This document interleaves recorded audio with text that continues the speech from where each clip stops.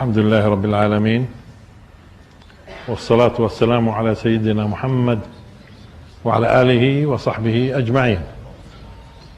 إذن نحن في ظلال قصة موسى عليه السلام. الآن في قضايا لها علاقة بالقصة، لأنه ممكن يكون هاي آخر درس في موضوع موسى عليه السلام. ممكن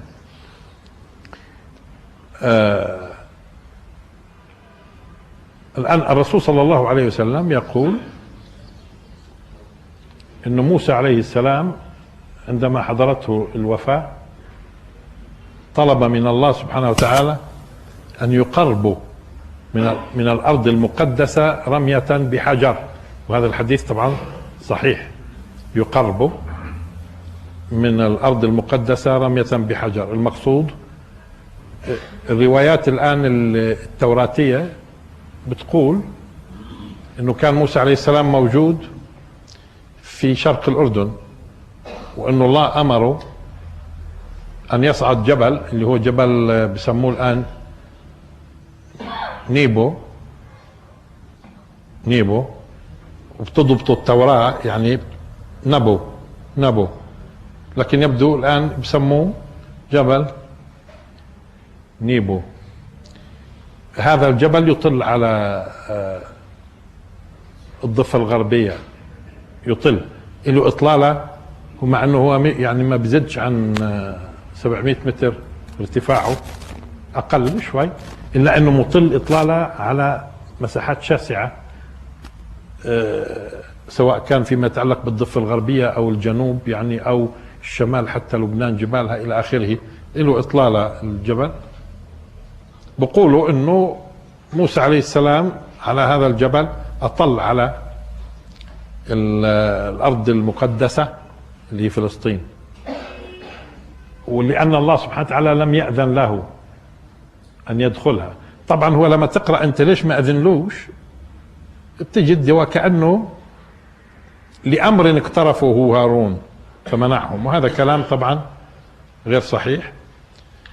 لله حكمة انه ما دخلش هو وهارون، ولكن الرسول صلى الله عليه وسلم عم بيقول انه عندما حضرته الوفاة، والآن المسألة تتعلق بنبأ غيبي، يتكلم نبي، انه موسى عليه السلام طلب ان يقرب من الارض المقدسة رمية بحجر. اذا معناته مش قضية جبل نيبو، مش الجبل، وإنما هو بيكون اقترب تماما على حدود فلسطين الشرقية. والرسول صلى الله عليه وسلم قال عند الكثيب الأحمر، معناته في كثيب يعني تلال من الرمال بدها تكون حمراء. هذا الوصف في حد ذاته إذن بيبعد تماما انه يكون ما يزعمونه انه توفي على جبل نيبو او نبو زي ما بيقولوها هم، وواضح انه اقترب رمية بحجر، يعني معناته لو مسك حجر ورمى توقع وين؟ في فلسطين، عند الكثيب الأحمر. والحديث صحيح طبعا، عند الكثيب الأحمر. كثيب معناته رمال، تلال من الرمال حمراء. مثل هذه الوصف في حد ذاته ما أظن انه القصد يعني ان نستدل على قبر موسى عليه السلام بقدر ما هو ابطال لمزاعمهم اين هو. لا، هو اقترب من الارض المباركة ومات في مكان ما. واصلا الكثبان هي بتتحرك طالما رمال، وعبر السنين الطويلة بتتحرك، ولذلك المسألة مش مسألة بيعطينا وصف للمكان بقدر ما هو، لا، يقول هو في منطقة رملية على بعد رمية بحجر من الأرض المقدسة ولم يدخلها. بعض الناس حاول يحدد المناطق اللي ممكن تكون هذه صفاتها، يعني رمال وحمراء في منطقة ايش؟ منطقة شرق الأردن محاذية للنهر يعني، أو مش بالضرورة النهر، لأنه في عندنا برضو وادي ايش؟ وادي عربة، مش هيك؟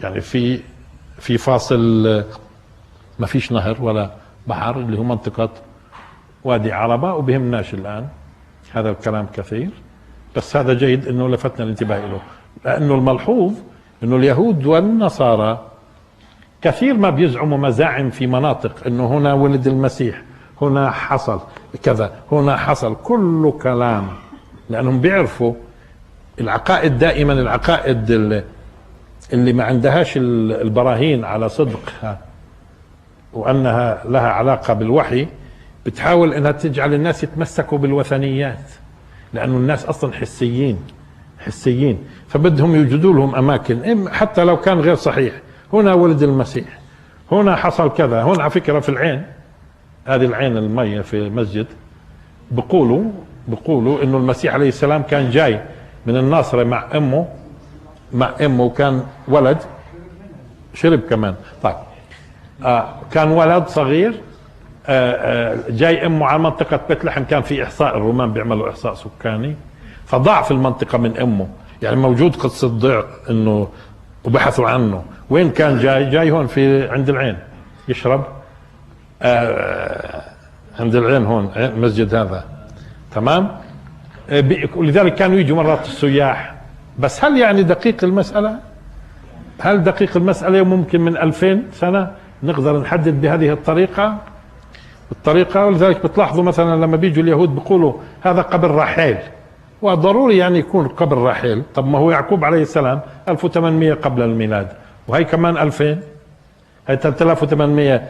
طيب ومرت عصور، يم عرفتوا انه راحيل زوجة يعقوب عليه السلام ام يوسف، هذا قبرها؟ يعني انتم بتتوقعوا هذا قبرها؟ يعني هذا كلام. احنا في عصور التخلف لما تخلفنا رجعنا شوية وثنيين، بمعنى اذا بتلاحظوا الاباء والاجداد صاروا يخترعوا، هنا النبي كذا، وهنا النبي كذا، وهنا النبي كذا، وهنا النبي كذا، وهذا الولي الفلاني، وهذا الولي الفلاني، والتفاصيل. هذا في عصور ايش؟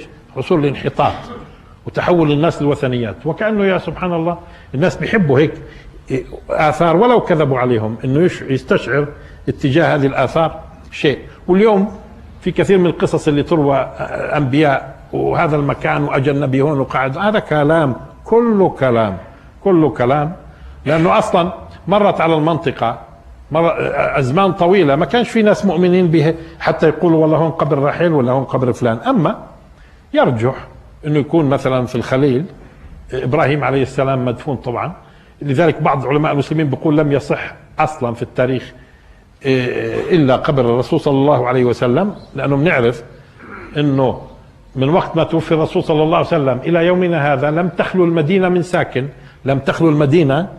من ساكن، خلاص ثابتة المسألة، لأنه مسكونة، ما صارش انقطاع زي ما يصير في قضية يعقوب. وأصلا يعقوب سافر إلى مصر وقعدوا 450 سنة، رجعوا وعرفوا وين قبر رحيل، ثبتوا كيف؟ لكن انه الرسول صلى الله عليه وسلم مدفون في المدينة معروف. ليش؟ لانه من وقتها للآن لم تخلو المدينة من ساكن مسلم، مش هيك يقول هذا قبر الرسول صلى الله عليه وسلم. ثم يأتي بالدرجة الثانية المغارة التي دفن فيها إبراهيم عليه السلام. طبعا انتم بتعرفوا الحرم الإبراهيمي اللي بتشوفوها هاي زي قبور فوق السطح في الداخل، هذا مش قبور، هذه مجرد كلام يعني محطوط، لو قبعتها انت فيش شيء بلط، لانه هو تحت موجود ايش؟ المغارة الضخمة اللي ممكن دفن فيها ابراهيم عليه السلام. ومين كمان بتلاحظوا انه دفن فيها؟ يوسف. طب يوسف توفي في مصر، شوية لاحظوا توفي في مصر، ممتاز. طب ليش موجود هون؟ مش موجود قبر يوسف في الخليل؟ طيب موجود ولا لا؟ في ضريح ليوسف، ممتاز. طب وقبر يوسف اللي في نابلس؟ هذا قبر يوسف. لا انت بس قولوا وين بدكم، ان شاء الله مليون يوسف مستعدين، اليهودي خلص انتهى، هذا قبر يوسف. وبكفي مرات تشابه الاسماء، لما تكون مغارة سليمان واللي هي منسوبة لسليمان القانوني العثماني، خلاص بصير سليمان الاولاني، المهم سليمان باي طريقة كانت، يعني هذه الصلبة واردة. وكثير كما قلنا عند اهل الكتاب هؤلاء مشان بس يوجدوا لهم هلمة هاي، كل ناس على فكرة كل طائفة بتلاقي لها محل معين، اللي المهم يجوا هالناس ويدقوا فيها الإحجار، مش قضية. بالنسبة لنا لا، هذا كلام كله كلام ولا يثبت منه شيء. إذا يوسف موجود وين؟ مدفون في الخليل. وموجود برضه في نابلس قبر يوسف. قال ويوسف عادي هذا شخص اللي في نابلس، هذا شخص معروف قصة يوسف اللي موجود في نابلس. طيب اما طيب ممكن يكون يوسف عليه السلام فعلا نقلت جثمانه الى هون؟ في حديث، نعم في حديث شريف انه بني اسرائيل قبل ما يخرجوا من مصر شيك كان موصي يوسف ان ينقل جثمانه ويدفن مع ابائه، يعني ابراهيم ويعقوب الى اخره. ويبدو انه يعقوب نقل كمان هنا، يعني احنا بنعرف انه يعقوب دخل صح، بس مش معناته مات في مصر، ندريش. لكن يوسف مات في مصر، وعلى مبدأ انه يوسف موته كان اشي فيه غموض، يعني قد يكون اغتيال، قد ليش؟ لان الله سبحانه وتعالى قال حتى اذا هلك. اذا استخدم تعبير هلك، وطالما انهم كانوا في شك بعض فئات المجتمع فممكن تآمروا عليه، ممكن قتل، ممكن سم، ممكن، المهم حتى اذا هلك. على كل الهلاك هو الموت قبل الاوان. قبل الاوان ايش يعني؟ في منظارنا احنا كبشر، بمنظارنا احنا كبشر بشكل عام. حتى اذا هلك فما زلتم في شك مما جاءكم به، مش هيك؟ حتى اذا هلك قلتم لا يبعث الله من بعده رسولا. هذا لما كان يتكلم مؤمن آل فرعون مع الفراعنة في الموضوع. طيب كان موصي، ولذلك يقال في الحديث اللي ورد، في الحديث عفوا، انه سأل موسى عن مكان القبر، فقالوا له ما فيش حدا بيعرف الا امرأة عجوز. فهذه المرأة العجوز رفضت انها تدل على المكان حتى يشهد لها موسى انها تكون معاه في الجنة. فأوحى له الله انه يعني ايوه اعطيها هذا. شوفوا شو سؤالها، انه ايش؟ تكون معاه في الجنة. فدلت على مكان، ويبدو ان المكان صار في مكان مغمور بالمياه. استخرجوا القصة اذا بتقول الواردة كحديث، استخرجوا جثمانه وجاءوا به الى فلسطين. فمفهوم انه مدفون في الخليل، بس هو اللي في نابلس مين؟ الى اخره. تمام؟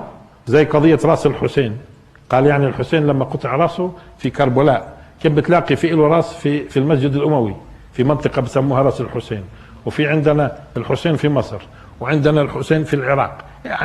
يعني هذا لما بتتحول الناس لايش؟ لوثنيات. الانسان يا سبحان الله وكأنه بده المحسوس هيك، محسوس، مش بس دائما مجردات. ولذلك عبر الأجيال كانت الأنبياء تأتي ترد الناس إلى الحق ثم يرجعون إلى الوثنية، تردهم الأنبياء إلى الحق يرجعون إلى الوثنية، تردهم. هذا تاريخ البشرية. وإحنا على فكرة لما تخلفنا إذا بتلاحظوا الناس صارت تقريبا أقرب إلى الوثنيات. حتى الآن صار في وعي، يعني بدينا نلاحظ أنه تركوا الناس هاي قضية قبور الأولياء والتفاصيل والتمسح هون وهناك إلى آخره. طيب هذه مسألة فيما يتعلق بوفاة موسى عليه السلام. إذا هو توفي قريب من الأرض المقدسة عند الكثيب الأحمر، مش قضية الآن. هذه مسألة. المسألة الثانية نعطي فكرة عن ما يسمى عندهم التابوت مشان يكون عندنا فكرة شوية. التابوت مذكور في القرآن. تعرفوا بالنسبة لطالوت اللي عندهم اسمه شاول أو شاول اللي هو كيف بلفظوها مش قضية، وسماه القرآن طالوت، سماه القرآن طالوت. كانوا بني إسرائيل يبدو فيش ملك يجمعهم، فيش ملك يجمعهم. كانوا موجودين في هذه المنطقة عايشين مع السكان الأصليين، لأنهم هم دخلوا فلسطين تقريبا 1187 قبل الميلاد. بظلها تقديرات هذه التواريخ، هم دخلوا في حدود 1187 قبل الميلاد عن طريق نهر الأردن، ويقودهم يوشع بن نون فتى موسى عليه السلام. دخلوا وعاشوا مع لمدة من الزمان، تقريب قرنين من الزمن، بدون أن يكون لهم ملك. قصة التابوت باختصار وبعدين بنشوف عملية دخولهم. التابوت هو عبارة عن طبعا صندوق خشبي مصنوع من خشب في غاية الصلابة والقوة، اللي بسموه خشب الصنت، بيشبه الزان وأقوى. ماشي. وكان مذهب هذا التابوت. طوله يعني هم بيقولوا 2.5 ذراع، طوله عرضه 2.5 ذراع، ارتفاعه عفوا طوله 2.5 ذراع وعرضه 1.5 ذراع وارتفاعه 1.5 ذراع. يعني شو معناه الذراع؟ فاختلفوا في التقدير. في منهم على فكرة بيعتبر الذراع 45 سنتي، يعني طول هذا التابوت في حدود بيطلع 112.5 طالما 45 سنتي، وعرضه معناته بيطلع في حدود 67 وشوي ونص، ارتفاعه 67 ونص. وفي اللي اعتبروا الذراع تقريبا من 50 نص متر، يعني بيكون اكثر طول للتابوت هو عبارة عن 125 سنتي وارتفاع ايش 75 وعرض 75. مش بسيط على فكرة، يعني يتسع هذا الحجم. التابوت هذا مذهب كان، وأمر الله موسى أن يصنع هذا التابوت. وكما قلنا وفي له حلقات، يعني لنفرض هو الآن بهذا الشكل، هذا طوله وعرضه، في حلقة هون وحلقة هون، حلقة هون، حلقة هون، تدخل فيها عصي مذهبة مشان يحملوا التابوت. طيب التابوت لإيش؟ في الدرجة الأولى التابوت يحفظ فيه اللوحين. هم بيقولوا إنه لوحين، مش قلنا في المرة الماضية إنه الله كتب له على لوحين من الحجر، هم يقولوا على الوجهين، مع إنه القرآن قال ألواح وما قالش إنها حجر أو غيره. أولا هي احتفظ فيها، أي أمر الله، هيك النص عندهم في التوراة، أمر الله سبحانه وتعالى موسى عليه السلام أن يصنع هذا التابوت، وبين له تفاصيل فيها كيف يكون، ويحتفظ فيه في اللوحين وين؟ في التابوت. طبعا فيما بعد صاروا يتكلموا انه برضه في منهم صار يقول، وخصوصا كمان في النصارى بيؤمنوا في الموضوع وبيذكروا شو محتويات التابوت. من ضمنها بيذكروا احيانا عصاة موسى، بس هم بيقولوا طبعا عصاة هارون مش عصاة موسى. حتى شوفوا التحريف، حتى التحريف بتروح العصا من موسى بتصير عند هارون. ثم في هيك يعني زي علبة نقول موجود فيها المن، مش المن والسلوى، المن ما هو نوع من الشيء، يعني كان بديل عن الخبز بس حلو في طعمه، ينزل لهم من السماء. كان محتفظ فيه قليل من المن. طبعا في تفاصيل حول هذا المن والأوصافه عندهم وكيف كانوا يأكلوه ومدى صلاحيته، وتفاصيل كلها بتكلموا عن المن مذكور إذا المن في العهد القديم أو التوراة. طيب هذا التابوت طبعا له غطاءه عليه تمثالين من الملائكة موجهين لبعضهم البعض، تمثالين من الملائكة موجهين لبعضهم البعض. هذا الآن نتوقف هون شوي قبل ما نكمل شوي في التابوت. القرآن أشار لموضوع التابوت في قصة طالوت لما قال إن آية ملكه. هم الآن على فكرة كانوا مهزومين أمام أعدائهم، بدهم حدا يوحدهم ويقودهم، فطلبوا من نبي من أنبيائهم إنه الله سبحانه وتعالى يبعث لهم ملك. فشو كان رد النبي فيما بعد؟ إنه الله سبحانه وتعالى جعل لهم ملك مين؟ طالوت. طبعا هم في البداية يعني استكبروها، طالوت أن يكون له الملك علينا ونحن أحق بالملك منه ولم يؤت، مش غني. لكن الله سبحانه وتعالى قال لهم انه الله زادوا بسطة في العلم والجسم بوقتها بلزم.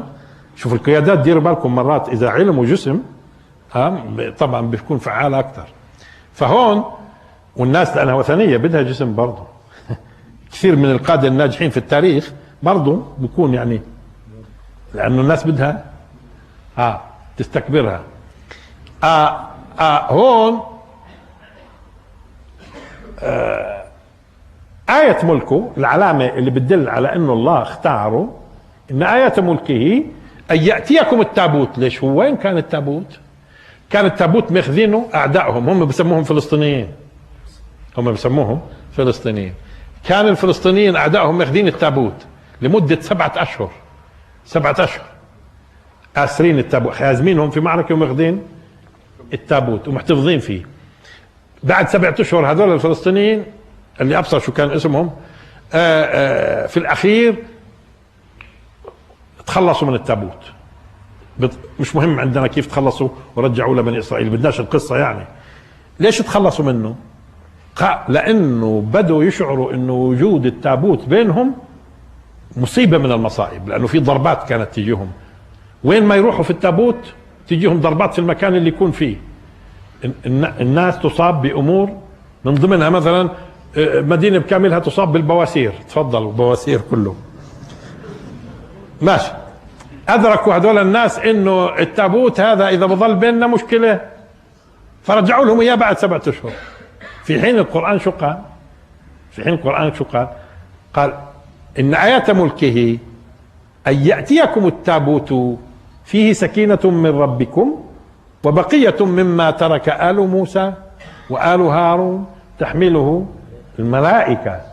إذا هم بدهم يشوفوه جاي بطريقة معجزة تحمله، مش إنه الفلسطينيين هم اللي يعني بعثوه بطريقة معينة. كيف يعني بعثوه؟ مش قضية.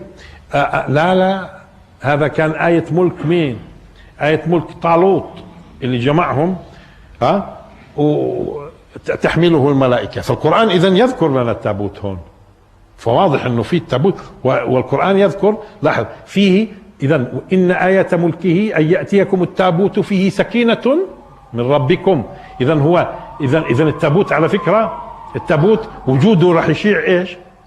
السكينة، بده يشيع السكينة. فيه سكينة من ربكم وبقية مما ترك آل موسى وآل هارون، فيه بقية. إذن القول لذلك أكثر المفسرين عندنا بيقولوا إنه كان موجود فيه الألواح. بيمشي منيح، ممكن الألواح موجودة مش هيك؟ تحمله الملائكة. شوفوا العلامة. فإذا قبلوا في ملك، قبلوا في ملك. لكن العجيب هم طالوت هذا الصالح اللي زادوا الله سبحانه وتعالى بسطة في العلم والجسم، بيعملوا هم في قصة طويلة صراع بينه وبين داوود. بيعملوا صراع مطول وكلام يعني زي لما بتقرأ دائما في حتى في أخبار الأنبياء تشعر إنه وين هذول رايحين وين الأنبياء الصالحين والرجال اللي الصالحين بيسيئوا لهم كثير. المهم وبسموه شاول. العجيب ما سموهوش طالوت. يعني كثير أشياء بيننا وبينهم مشتركة. يعني داود وداود، إسماعيل إسماعيل، إسحاق إسحاق، يعقوب يعقوب، نوح يوسف يوسف، هي فيه. لكن مثلا لاحظ جالوت جولييت، هيو نفسه جالوت اللي هو اللي كان يقود مين؟ خلينا نسميهم الفلسطينيين، مش تنزعجوش، ما هو مش انتم. خلينا نسميهم الفلسطينيين، او قصدي يعني الاباء الكنعانيين. طيب المهم جولييت جالوت. ولكن طالوت ايش؟ شاول. ما فيش طالوت. لكن الغريب ننتبه هون، الغريب انه مع انهم بينتموا لثقافتين مختلفات واعداء لبعضهم البعض، بينتقلوا لانه بني اسرائيل هذول اللي دخلوا مع يوشع بن نون بعد موسى سنة 1187 قبل الميلاد تقريبا، وقعدوا 200 سنة تقريبا اقل شوية وهم بدون ملك. فجت قصة طالوت. اذا في اساس للكلام على فكرة انه اول ملك هو طالوت اللي بيجي بعده مباشرة من داود عليه السلام. داود مش هيك؟ لأنه وقتل داود جالوت. إذا هي قضية داود، لأنه كان داود ضمن جيش مين؟ طالوت. وقتل داود جالوت وآتاه الله الملك. إذا آتاه الملك بعد مين؟ بعد طالوت. بس المهم لاحظوا طالوت وجالوت ايش اللي بيفرق بينهم؟ اللي بيفرق بينهم الحرف الأول بس. إذا هم بينتموا، الاسمين واضح بينتموا لثقافة واحدة. ما ملاحظين انتم في القرآن الكريم لما تقول جالوت قيم الجيم وحط الطاء شو بصير؟ طالوت. شو هذا بيعني؟ بيعني ثقافة واحدة. طب كيف ثقافة واحدة وهم أصلا هذول جايين من برا مع يوشع بن نون وهذول سكان أصليين؟ وعلى ما يبدو دايما ديروا بالكم، دايما في المجتمعات اللي بتكون مختلطة بهذا الشكل الغالبية العظمى من الناس اللي بتكون موجودة واللي لها سيطرة، الأقلية بتأخذ أسمائها. فبني إسرائيل يبدو خلال 200 سنة كانوا بياخذوا اسماء مين؟ الكنعانيين. وبالتالي القرآن كأنه بده يلفت انتباهك انه حتى هذول ولو كان في بينهم حرب الا انه بتجد هذا طالوت وهذا جالوت، هذا طالوت وهذا جالوت. طيب لاحظوا، نشوف من بعض اسرار الاسمين هذول طالوت وجالوت، نشوف من بعض اسرار طالوت وجالوت. لاحظوا الله سبحانه وتعالى ايش قال عن طالوت؟ وزاده بسطة في العلم ايش؟ والجسم.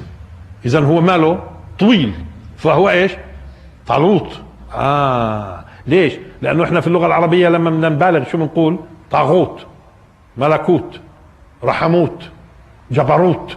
ملاحظين؟ والطويل مبالغة من كثر. زاده بسطة ايش؟ جسم. اذا معناته هو على فكرة ممكن يكون اسمه شاؤول، لكن غلب عليه ايش؟ مسألة هيئته لما كبر. طالوت كيف مثلا صلاح الدين الايوبي؟ ما هو اسمه يوسف، ما اسموش صلاح، اسمه يوسف ابن ايوب، مش هيك؟ شو صار مشهور؟ صلاح الدين الايوبي، مش هيك؟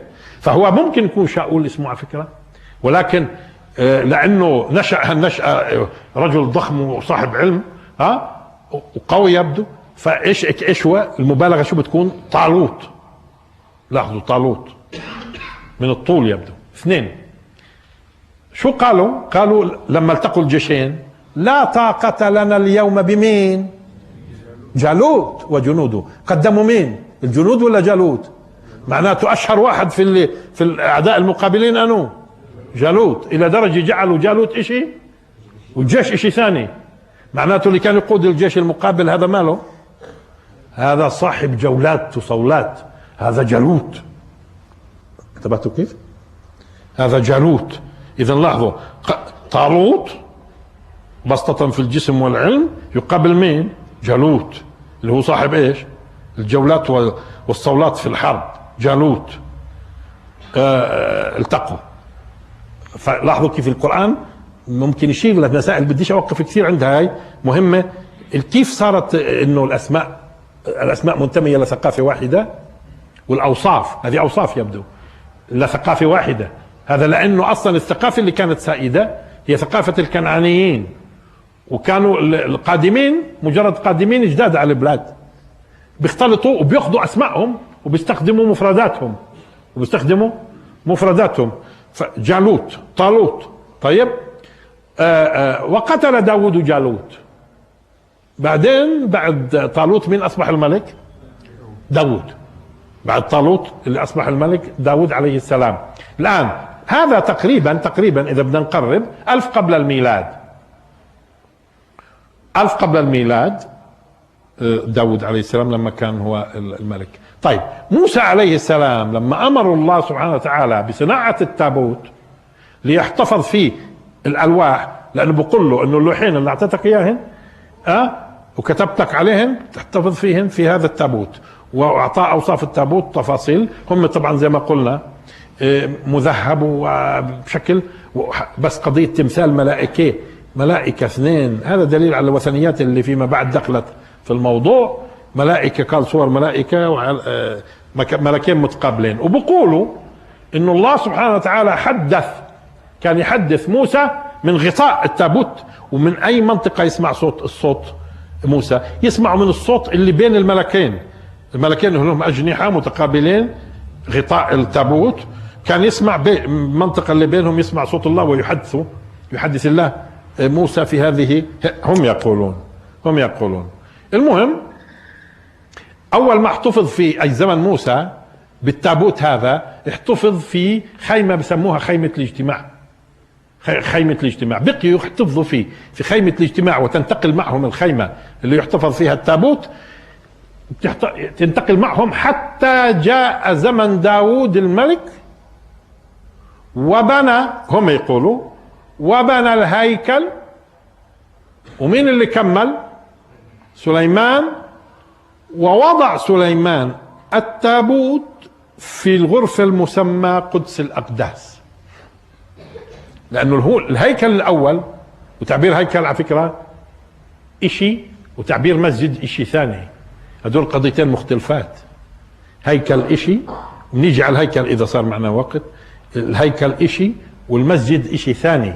لذلك القرآن من أول ما قال في سورة الإسراء سبحان الذي أسرى بعبده ليلا من المسجد، خلاص مسجد انتهى الموضوع، هذا مكان للسجود وهذا مكان للعبادة الجماعية والجماهيرية المسجد. لكن الهيكل لا، الهيكل الأول كما تصفه العهد القديم، كما بيوصفوه التوراة والملحقاته ما يسمى بالعهد القديم، عبارة عن بناء طوله 30 متر عرضه 10.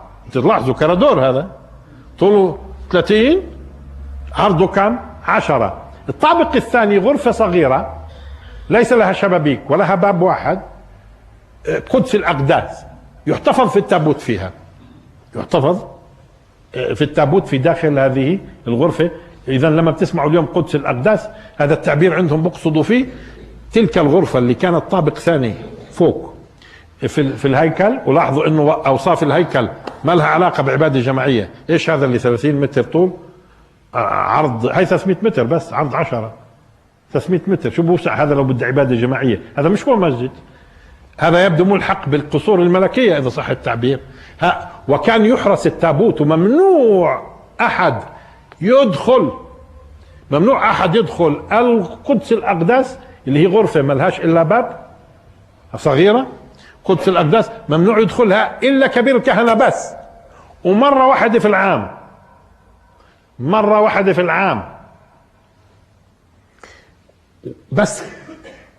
وانت في العام يعني في يوم الغفران اللي هو يفترض يكون في 10/10، بس بصير يقدم مؤخر حسب ميلادي وهجري، لأنهم هم بتعاملوا بالهجري بس كل 3 سنين شو بيعملوا؟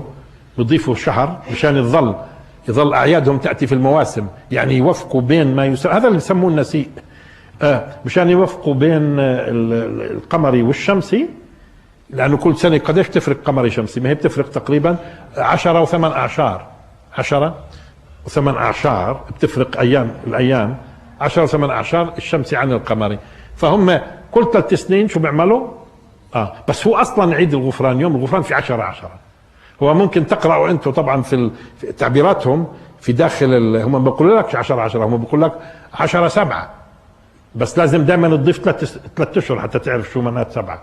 هذا يعني لازم كل واحد متخصص، يعني ممكن يقرأ واحد يقول طب هم كاتبين هم انه يوم الغفران في 10/7، لا، ما هو ما بيبدوش بواحد اللي عندك، هم بيبدوا ب4، ولا بالكم السنة المالية وشهر 4 ليش هاي ما ماخذها منهم، لها اصل توراتي مش هيك؟ ولا بطلوا بشهر 4 الان السنة المالية اولها، ولا هي زمان ايام الاردن كانت هيك بهالطريقة هاي، مش هيك؟ فهون يعني دائما لما اقول لك 7 ضيف 3 شو بصير؟ 10. هو 10/10 يوم الغفران. طب ليش لما السادات بدأ حربه يوم الغفران كانت اظن 5 مش هيك؟ كانت 6/10. لانه قلنا لكم في ايش؟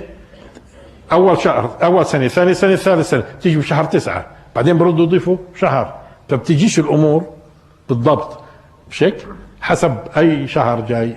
طيب في يوم الغفران بدخل كبير الكهنة، وعارفين شو كانوا يعملوا فيه؟ مرة واحدة، إذا ممنوع أي أحد يدخل إلا كبير الكهنة، ومرة واحدة في العام، وكانوا يربطوه بحبل. ليش؟ لأنه هم بوصفوا إنه التابوت كانت له مخاطر أحيانا، كانت، ولذلك في ناس الآن من اللي قال بدرسوا قال بكل ممكن يكون معناته كاين فيه مواد مشعة أو شيء بقتل، لأنه هم بيرووا روايات كثيرة عن التأذي ممن يقترب منه أو ينظر إليه، وتفاصيل في تفاصيل في الموضوع. فكانوا يربطوا كبير الكهنة بحبل، وبعدين مشان إذا ما تشدوه يعني، ولا بيقدروش يدخلوا أصلا، ما بصيرش حدا يدخل إلا كبير الكهنة. طب وإذا كبير الكهنة مات جوا عند التابوت مثلا، خصوصا بجوز كبير الكهنة يكون مش صالح، التابوت شو يعمل فيه؟ المهم فمربوط في حبل يجروه إذا مات. هذا التابوت له قصص طويلة عندهم، وإيش عمل في الناس وإيش عمل في الأعداء. ولكن شو بيعني التابوت عندهم وما فيه من محتويات؟ بيعني إنه الله ساكن بينهم، الله حاضر عندهم، هذا عهد بينهم وبين، لأنه أصلا الألواح اللي تحتفظ في داخله اسمها يعني اللوحين هدول ألواح الشهادة بينهم بين الخالق.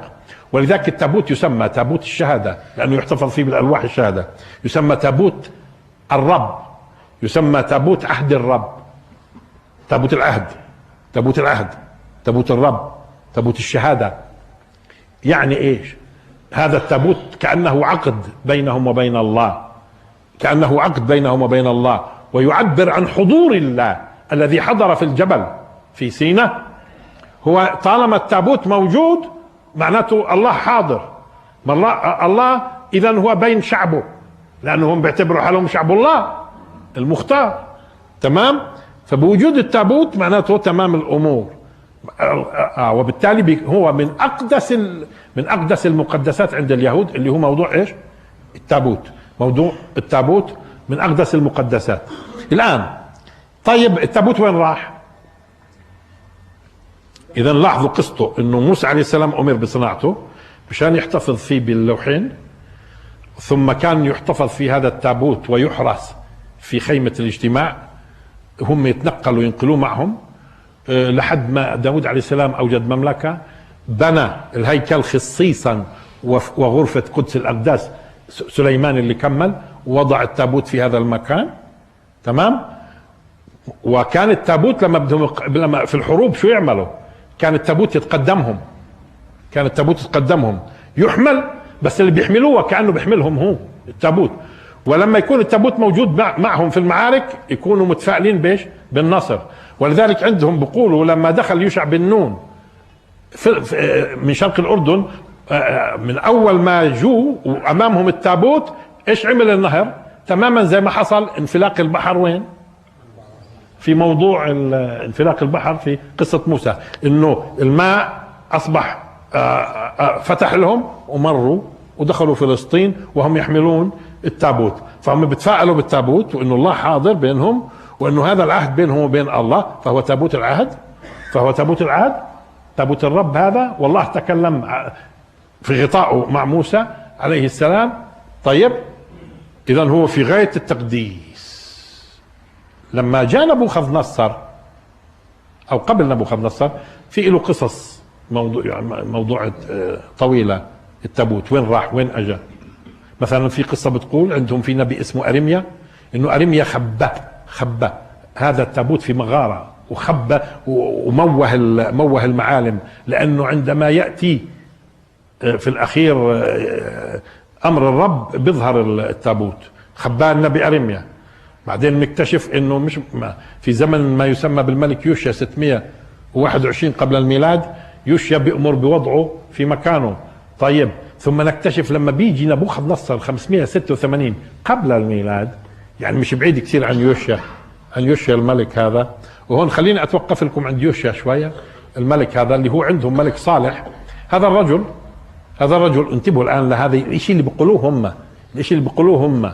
يوشيا الملك هذا في زمنه كانوا يعملوا تصليحات في الهيكل، فبيكتشفوا سفر التثنية اللي هو السفر الخامس من أسفار التوراة. السفر الخامس من أسفار التوراة بسموه سفر التثنية أو سفر الشريعة. طيب بيجيبوه للملك. الملك يوشيا لما بيقرأ وين احنا وين الدين، فيأمر بهدم الأوثان والأنصاب. يعني كانوا بني إسرائيل صاروا خلال 600 سنة مالهم بيعبدوا الأوثان وناسين الدين وضيع التوراة. كين قال لك لا مش محرفة. إيش عرفنا إنه لقينا التوراة الحقيقية كمان؟ أنت بتقولوا لقينا، هيهم بيقولوا لقينا سفر التثنية. ولما لقيناه الملك صار يمزع شعره ويمزع أواعيه، لأنه وين إحنا؟ وين الدين؟ وأمر بالعودة إلى الدين الصح وإلى هدم الأوثان والأنصاب إلى آخره. منصوص عندهم بعد 600 سنة من موسى، بعد 600 سنة من موسى. تمام؟ كانوا صاروا بيعبدوا الأوثان، وفي يوم من الأيام عبدوا هبل، وجاء النبي إيليا اللي هو إلياس عندنا وقاوم عبادة البعل. هم كان قال لك مش محرفة. شو مش محرفة؟ ما هو أصلا أجا زمان بطلتوا تعرفوا التوراة من أصله. تمام؟ فهون بعد يوشيا بقديش؟ احنا ما قدرنا يوشيا 621 قبل الميلاد، 586 قبل الميلاد بيجي نبوخذ نصر. طبعا اجى اكثر من حمله نبوخذ نصر. اخر حمله دمر ما يسمى بالهيكل وسبى الشعب وقتل الملك اللي اسمه صدقية. المهم ضاع التابوت. ضاع التابوت. هل لانه احرق نبوخذ نصر احرق، هل احرق التابوت؟ هم بيقولوا انه يبدو بقي عصتين بس، العصتين اللي بنحمل فيهن المذهبات، ثم من يومها وفي اساطير كثيرة. شو بتقول؟ لانه الهيكل الثاني على فكرة اللي بني فيما بعد 516 قبل الميلاد، ووسع سنة 19 قبل الميلاد الهيكل الثاني، لانه لما اجى كورش الفارسي وانهى دولة الكلدانيين جابهم لهنا وسمح لهم يعني، ف 516 قبل الميلاد بنوا الهيكل الثاني. الهيكل الثاني بيقولوا ما كانش فيه تابوت. هو لما يكون التابوت مش موجود وضعهم صعب، لانه التابوت شو بيعني؟ العهد بينهم بين الله، وانه الله حاضر بينهم، حاضر بين شعبه وراعي شؤونهم. طيب التابوت في الهيكل الثاني ما كانش فيه تابوت، في الهيكل الثاني ما كانش فيه تابوت. من يومها هم بيبحثوا عن التابوت. في منهم من يقول، ما هو هذا الآن على فكرة بيعنينا شوي احنا كفلسطينيين، في منهم من يقول التابوت هذا في ابن سليمان من زوجته بلقيس، هي اثرته متزوجها واحنا مش دارين، من زوجته بلقيس، وبعطوه اسم طبعا، جاء من الحبشة. ابوه حاول يخليه في البلد هون، قال لا بده يرجع، فرجع. ثم كان في نوع من التآمر بينه وبين واحد ثاني، اخذ معه التابوت، واول ما راح في التابوت على مصر. لذلك في منهم من يقول هو في مصر في الكنيسة الفلانية، في كنيسة القديسة مريم إلى آخره في مصر، في المكان الفلاني. في منهم يقول لا، أخذوا على الحبشة في مدينة أكسوم في أثيوبيا، أكسوم موجود التابوت. هذا أشهر إشي على فكرة، إنه ممكن موجود التابوت في مدينة أكسوم، في مدينة قديمة أثرية في الحبشة. في منهم من يقول لاحظوا لا، هذا لا يزال في الأقصى في مكان ما مخبى تحت تحت تحت تحت في الأقصى. طبعا بحفروا هم، مش هيك؟ منهم بقول لا لا لا، يبدو تحت الصخرة. بس هذه الصخرة شوفوا يعني بقدسوها المسلمين، هي مشكلة، هي مشكلة، لأنه مش رح نسمح لهم يفحصوا موجود ولا لا. طب طلع مش موجود يعني ندي لكم الصخرة يعني إلى آخره. طبعا نظريات، والنظريات هاي على فكرة حسب السياسة، حسب السياسة. إذا بدهم الساسة يبعدوا الموضوع ويبعدوا المشاكل بيودوها على أثيوبيا لأنه جاهزين. في كثير من علماء الآثار جاهزين، وفي كثير من الكذابين. في واحد قال لك أنا شفت التابوت، في بيكذبوا. اليوم هاي الصرعات، وحتى حتى في العلم على فكرة في منهم اليوم بزور في العلم مشان ينشهر أو يبيع وكذا، يشتري في الناس وتفاصيل وشهرة علمية وتفاصيل. اليوم بزوروا في العلم، في الغرب في العلم بزوروا، والتاريخ خذ كمان في منه بزور مشان أغراض شخصية أو ومنها سياسي، ومنها قضايا سياسية. الغريب إنه هاي قصة التابوت على فكرة عاملة عندهم إيش؟ كلام طويل عريض، وين التابوت؟ هون التابوت، مش هون التابوت. وجزء منهم، وهذا بيكون أساسه إيش؟ أساسه سياسي. بقول لك لا، مثلا شلومو هذا جانور كان، لا عفوا أنا جيت نسيت اسمه الآن، مش هذا الموجود حاليا. عم بقول لك هذا تحت الصخرة. ايش عرفك؟ ايش عرفك انه تحت الصخرة؟ الناس بيقولوا لا، انحفر واندفن في مكان ما، في وين؟ في الأقصى. وانا سبق قبل سنين طويلة اعطيت درس في المسجد الجديد، البيرة الجديد، حول التابوت زمان. واحد من الجالسين كان من القدس، يعني من الشباب الجالسين من القدس. يبدو لما رجع القدس كانوا بيحكي هيك في جلسة عن موضوع التابوت، ولا اختيار من اللي قاعدين، اختيار مقدسي من القاعدين، قال عجيب. قالوا له شو اللي عجيب؟ قال الأوصاف هاي اللي ذكرت في الدرس، أنا شفت تابوت زي هذا أيام الملك حسين لما كانوا يعملوا إصلاحات. ما هو الملك حسين عمل ترميمات في الأقصى في الستينات عملوا ترميمات في الأقصى والصخرة وتذهيبها والتفاصيل هاي كلها. قال العجيب إنه هذه الأوصاف التابوت اللي بتقولوا عنه احنا شفنا منه وطلبوا منا نحفر ونحطه في محل معين. هذا أيام الأردن. يعني انتبهتوا شو القصد؟ يعني عاملين تابوت زيه دافنينه وين؟ في الأقصى. طبعا أنا كنت بتمر قديش من الستينات للآن؟ 50 سنة مثلا، ما تمرق 50 بكرة 60 سنة بيطلعوا اشي اثري، وبجوز يكونوا اصلا جايبينه من خشب اثري عاملين، مش هيك؟ يجيبوا خشب اثري والتفاصيل هيك. واليوم كيف بيعرفوا الناس؟ عن طريق مثلا الكربون 14 ممكن يعرفوا، فهم ممكن صنعوا من اصله بما يطابق الاوصاف باشياء اثريه ودسوه وين؟ في الصخره، مشان يجي اليوم المناسب هي اكتشفناه وهي التابوت، هاي التابوت. الزلمه بيقول لك انا جابوا لنا صندوق زي ما بتقولوا هذا الوصف، وقالوا لنا ندفنوه اثناء ايش؟ الترميمات في منطقه الحرم القدس. تبعته كيف لما نقول الدين هذا الدين عندهم بروح وبيجيب السياسه اول، الدين وسيله. ولذلك هيرتزل كان ملحد، لكن لا بيستخدم الدين من اجل اول رئيس وزراء ملحد بن غوريون علماني. بس ايش؟ تجد اكثر كل رؤسائهم عبر علمانيين، لكن ممكن بقول لك بنوظف الدين طالما الدين بيخدم السياسه، بيخدم السياسه. فالاساطير طيب. اما هو اكيد التابوت خلص انتهى، هو يعني خشب، وعندنا كم سنه صارت المساله، وقضيه نبوخذ نصر وانتهى الموضوع وضاع وخلص. بدك تلقاه اليوم انت التابوت وانتهى الموضوع في قصه التابوت. هذه مساله اذا لها علاقه بموضوع موسى وبتخصكم، وراح تسمعوا فيها كثير. التابوت هم عندهم يعني بيحكوا دوره هون الاخير بالقوه. وين بالقوه؟ محل ما دفنوه. اخر دعوانا الحمد لله رب العالمين، وبارك الله فيكم.